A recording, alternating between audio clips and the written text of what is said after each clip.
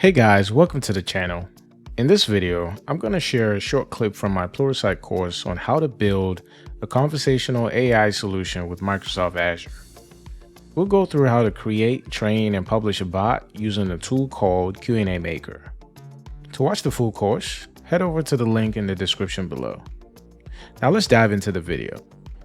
Now that we've talked through how to create, train, and publish the knowledge base, let's go into a qnamaker environment and see how to set this up. Here in my environment, I will open a new tab and type in qnamaker.ai.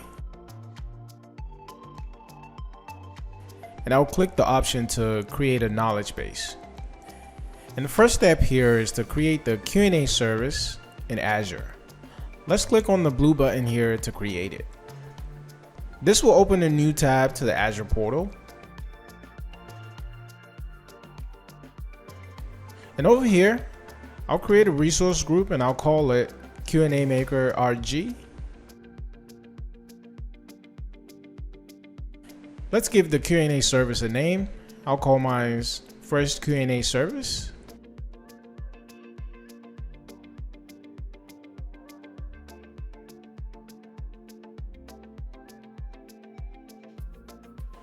And as we look further down, there are a couple of items to select. And both of these items are the pricing tier. I'll choose the free tier for the purpose of this demo for the qnamaker and the Azure search as well.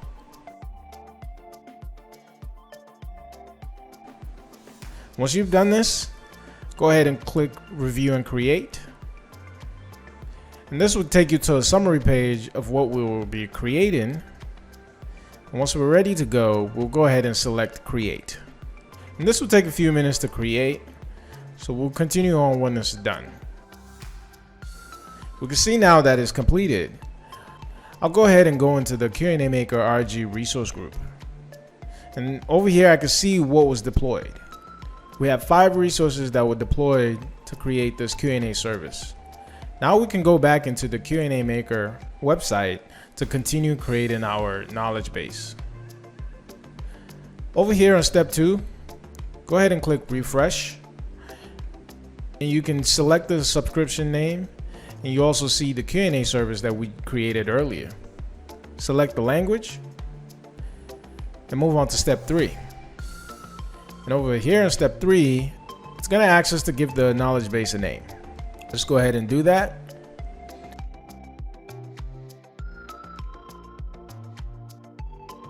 And in step 4, we will add the content we'd like to display on here. I'm going to use an Excel file. And you can find this Excel file in the exercise files. It's also important to know you can add multiple files as well as a URL. And there's also a chit chat section, which gives your bot a personality to answer small talk questions in specific ways. Here are some of the options. And in step 5, we can now create the knowledge base. This will take a few minutes. Now we can see the list of questions in the knowledge base.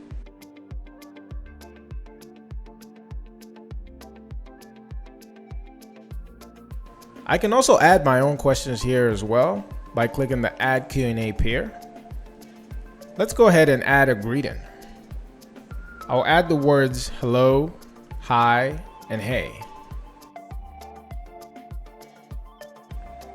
And for the response to this, I'll say, welcome to the KB bot.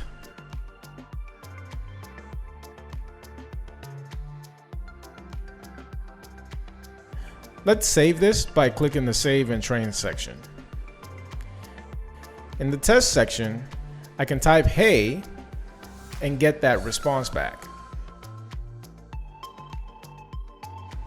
And we can see that this is working just fine. So what else can you do in this section? Well, we see some of the questions here. What we can do is try to see how accurate the qnamaker is. So for the question here that says, who is the target audience for the qnamaker tool? Obviously, we can expect whoever's using this knowledge base to ask this question in the same way. So I'm going to ask this question in a different way, just to make sure that we'll still get the same response. So go ahead and click on test. And I'll go ahead and rephrase this question to say, who can use the qnamaker. And as you see here, the qnamaker still ends up with the right answer. You might also be wondering, how sure is the qnamaker of this answer? You can find this out by clicking on the inspect option of the question that we just asked. This will open another section, giving us access to see behind the covers of the qnamaker. And over here, you have the option to add other ways this question can be asked, and you can also change the way this question can be answered. Before we get to that, you can see under the current answer, there's a confidence score. And right now the confidence score is showing at 60. And this is most likely because we did not ask the question in the same exact way that the question was shown inside the qnamaker. And that's okay. To show you how you can train your Q&A questions inside the qnamaker, let's say I wanted to choose a different response to this question. You can either enter a new answer, or you can select another answer for the list of options that you see here. I'll select another answer randomly. Now that I've done this, you'll see that this reflects in the chat section. In order to see this reflect in the future, we want to make sure we press the Save and Train button again.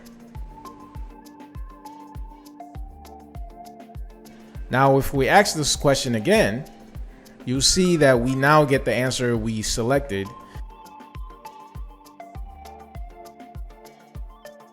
And if we select Inspect, we can see that the confidence score is much higher at 100%. Now that we've gone through training the knowledge base, go ahead and click Publish. And this will take you to this success page where we can create a bot in Azure, or we can use the HTTP request to call the knowledge base. What we're going to do is create this bot in Azure. This will open a new tab to the Azure portal, and this bot would automatically use the same resource group of the qnamaker we created earlier to create the bot resource. Let's give the bot a name. I'll call this bot Dio's first Q&A bot. And once I put this in, this will pre-fill for other resources here. And now I can just press the Create button at the bottom. This process will take a few minutes to create. And what I'll do is go into my resource group and hit refresh once the deploy is completed. We should have about 8 resources in total. And the resource we're most curious about is the web app bot. And then this resource, we can select on the left-hand side the test and web chat feature. And what this feature lets us do is confirm that our knowledge base did come over into this bot service. It will first greet you with the generic hello and welcome message. But if you remember, we also created our own greeting. And we can trigger this by typing the word hey. We should get a response from our knowledge base in this bot saying welcome to the KB bot, as we did last time. So this confirms our bot is accessing the qnamaker knowledge base just fine. Another useful feature in this web app bot is the channel section. Go ahead and select channel.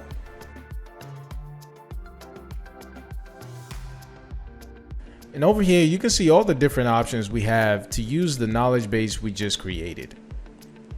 You can access this knowledge base through Alexa, on the web app, email, Facebook, GroupMe, Teams, Slack, Skype, and much more.